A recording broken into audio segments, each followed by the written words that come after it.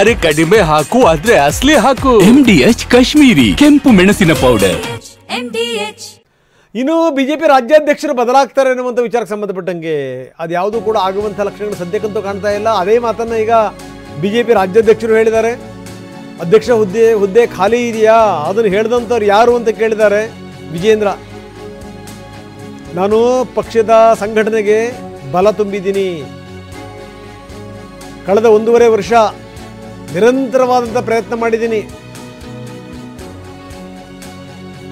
ಹಿರಿಯರು ಕೆಲವರು ತಮಗೂ ಕೂಡ ಈ ಹುದ್ದೆ ಸಿಗಬೇಕು ಅಂತ ಪ್ರಯತ್ನ ಪಡ್ತಾರೆ, ಅದನ್ನು ತೀರ್ಮಾನ ಮಾಡುವಂಥವ್ನು ನಾನಲ್ಲ, ಹೈಕಮಾಂಡ್ ಅಂದಿದ್ದಾರೆ ವಿಜೇಂದ್ರ. ಇನ್ನು ರಾಜ್ಯಾಧ್ಯಕ್ಷ ಹುದ್ದೆ ಖಾಲಿ ಇದೆ ಅಂತ ನಿಮ್ಗೆ ಯಾರು ಹೇಳಿದ್ರು ಅಂತ ಕೇಳಿದ್ದಾರೆ ವಿಜೇಂದ್ರ. ಕರ್ನಾಟಕ ರಾಜ್ಯ ಬಿಜೆಪಿ ಅಧ್ಯಕ್ಷರ ಸ್ಥಾನ ಖಾಲಿ ಇದೆ ಅಂತ ಯಾರು ಹೇಳಿದ್ದಾರೆ?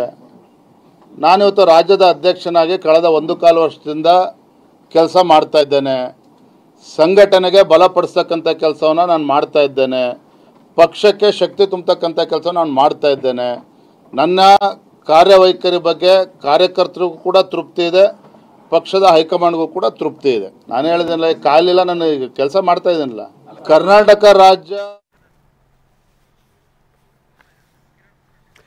ಬರೀ ನಮ್ಮ ಪ್ರತಿನಿಧಿ ಕಿರಣ್ ಈಗ ನಮ್ಮೊಂದಿಗೆ ದೂರವಾಣಿ ಸಂಪರ್ಕದಲ್ಲಿದ್ದಾರೆ. ಕಿರಣ್, ನಾವು ನೋಡ್ತಾ ಇದ್ದೀವಿ ಬಿಜೆಪಿಯ ಒಳಗಡೆ ಏನಾಗ್ತಾಯಿದೆ ಅಂತ. ಕಾಂಗ್ರೆಸ್ಸಿನ ಒಂದಷ್ಟು ಭಿನ್ನಮತ ಒಂದು ಲೆವೆಲಿಗೆ ಬಂದಾಯಿತು, ಯಾಕಂದರೆ ಮುಖ್ಯಮಂತ್ರಿಗಳ ಸ್ಟೇಟ್ಮೆಂಟು ಮತ್ತು ಉಪಮುಖ್ಯಮಂತ್ರಿಗಳ ಸ್ಟೇಟ್ಮೆಂಟ್ ನೋಡಿದ್ರೆ ಒಂದು ಲೆವೆಲಿಗೆ ಬಂದಾಯಿತು. ಆದರೆ ಬಿಜೆಪಿಯ ಒಳಬೇಗುದಿ ಇದೆಯಲ್ಲ, ಅದು ಸದ್ಯಕ್ಕಂತೂ ತಣ್ಣಗಾಗುವಂಥ ಲಕ್ಷಣಗಳು ಕಾಣ್ತಾ ಇಲ್ಲ. ಹೀಗಾಗಿ ಸಂಘವೇ ಈಗ ಮಧ್ಯಪ್ರವೇಶ ಮಾಡ್ತಾ ಇದೆ ಅನ್ನುವಂಥ ಮಾತು ಏನಂತೀರಿ?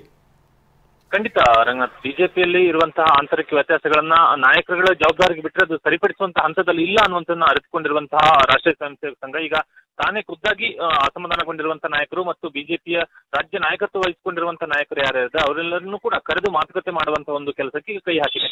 ಆರಂಭದಲ್ಲಿ ಬಿಜೆಪಿ ರಾಜ್ಯ ನಾಯಕತ್ವದಲ್ಲಿ ಮುಂಚೂಣಿಯಲ್ಲಿರುವಂತಹ ನಾಯಕರುಗಳು, ರಾಜ್ಯಾಧ್ಯಕ್ಷರು ಸೇರಿದಂತೆ ಯಾರ್ಯಾರಿದ್ದಾರೆ ಅವರೆಲ್ಲರನ್ನೂ ಕೂಡ ಕರೆದು ಮಾತುಕತೆ ಮಾಡಿದಂತಹ RSS ಮುಖಂಡರು ನಂತರ 2ನೇ ಹಂತದಲ್ಲಿ ಪಕ್ಷದ ಅಸಮಾಧಾನಿತ ತಂಡ ಅನ್ನುವಂತ ಗುರುತಿಸಿಕೊಂಡಿರುವಂತಹ ಮುಖಂಡರುಗಳನ್ನು ಕೂಡ ಕರೆಸಿ ಮಾತುಕತೆ ಮಾಡುವಂತ ಕೆಲಸವನ್ನು ಕೂಡ ಮಾಡಿದೆ. ಕಳೆದ ವಾರ ಅಸಮಾಧಾನಿತ ತಂಡ ಅಂದ್ರೆ ಶಾಸಕ ಯತ್ನಾಳ್, ಅರವಿಂದ್ ಲಿಂಬಾವಳಿ, ಕುಮಾರ್ ಬಂಗಾರಪ್ಪ, BP ಹರೀಶ್ ಈ ರೀತಿಯಾದಂತಹ ಅಸಮಾನತ ತಂಡದಲ್ಲಿ ಗುರುತಿಸಿಕೊಂಡಂತವರಿದ್ದಾರೆ, ಅವರನ್ನ ಕರೆಸಿ ಮಾತುಕತೆ ಮಾಡುವಂತ ಕೆಲಸವನ್ನು ಕೂಡ RSS ಮುಖಂಡರು ಮಾಡಿದ್ದಾರೆ. ಈ ಸಂದರ್ಭಕ್ಕೆ ಅವರಿಗೆ ಒಂದಷ್ಟು ಕಿವಿ ಮಾತುಗಳನ್ನು ಕೂಡ ಹೇಳಿದ್ದಾರೆ. ಅಂದ್ರೆ ಈ ರೀತಿಯಾಗಿ ಅಸಮಾಧಾನವನ್ನ ಮುಂದುವರಿಸಿಕೊಂಡು ಹೋದ್ರೆ ನಿಮ್ಮ ರಾಜಕೀಯ ಭವಿಷ್ಯ ಮತ್ತು ರಾಜ್ಯದಲ್ಲಿ ಪಕ್ಷದ ಭವಿಷ್ಯ ಇದೆ, ಎರಡರ ಬಗ್ಗೆ ಕೂಡ ನೀವು ಆಲೋಚನೆಗಳನ್ನ ಮಾಡಬೇಕಾಗತ್ತೆ, ಆ ನಿಟ್ಟಿನಲ್ಲೂ ಕೂಡ ನೀವು ಯೋಚಿಸಬೇಕಾಗತ್ತೆ ಅನ್ನುವಂತ ಕಿವಿ ಮಾತುಗಳನ್ನು ಕೂಡ ಹೇಳಿದ್ದಾರೆ.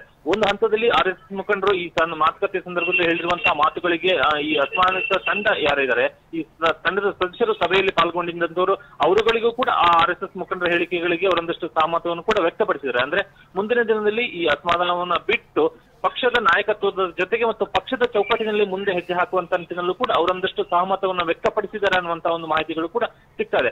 ಅದರ ಪರಿಣಾಮವಾಗಿ ಮೊನ್ನೆ ಶಾಸಕರ ಡಾಕ್ಟರ್ ಅಶ್ವತ್ಥನಾರಾಯಣ ನಿವಾಸದಲ್ಲಿ ನಡೆದಂತಹ ಸಭೆಯಲ್ಲಿ ಅಸಮಾಧಾನಿತರ ತಂಡದಲ್ಲಿ ಮಾಜಿ ಸಚಿವ ಅರವಿಂದ ಲಿಂಬಾವಳಿ ಖುದ್ದಾಗಿ ಪಾಲ್ಗೊಂಡಿರುವಂತದ್ದು. ಬಹುತೇಕ ಇದು ಅರವಿಂದ ಲಿಂಬಾವಳಿ ಪಾಲ್ಗೊಂಡಿರುವಂತದ್ದು ಆರಂಭಿಕವಾದಂತಹ ಒಂದು ಪ್ರಯತ್ನ, ಅಂದ್ರೆ ಸಂಧಾನ ಮಾಡುವಂತಹ ಸಂದರ್ಭದಲ್ಲಿ ನಡೆಸಿದ ಪ್ರಯತ್ನದ ಒಂದು ಆರಂಭಿಕ ಭಾಗ. ಮುಂದಿನ ಹಂತದಲ್ಲಿ ಎಲ್ಲರೂ ಕೂಡ ಒಟ್ಟಾಗಿ ಹೋಗುವಂತ ನಿಟ್ಟಿನಲ್ಲಿ ಈ ಪ್ರಯತ್ನಗಳು ಕೂಡ ನಡೆಯುವಂತ ಎಲ್ಲಾ ಸಾಧ್ಯತೆಗಳು ಕೂಡ ಇದೆ. ಧನ್ಯವಾದ ತಮ್ಮೆಲ್ಲ ಮಾಹಿತಿಗೆ. MDH ನ ಕಿಚನ್ ಅಲ್ಲಿದ್ರೆ ನಾವು ಎಲ್ಲವನ್ನು ಮಾಡಬಹುದು. ಬೆಂಗನ್ ಕಾ ಬರ್ತಾ, ಆಲೂ ಗೋಬಿ, ಬಿಂಡಿ ಮಸಾಲಾ, ಇನ್ನೂ ಬಹಳಷ್ಟು. MDH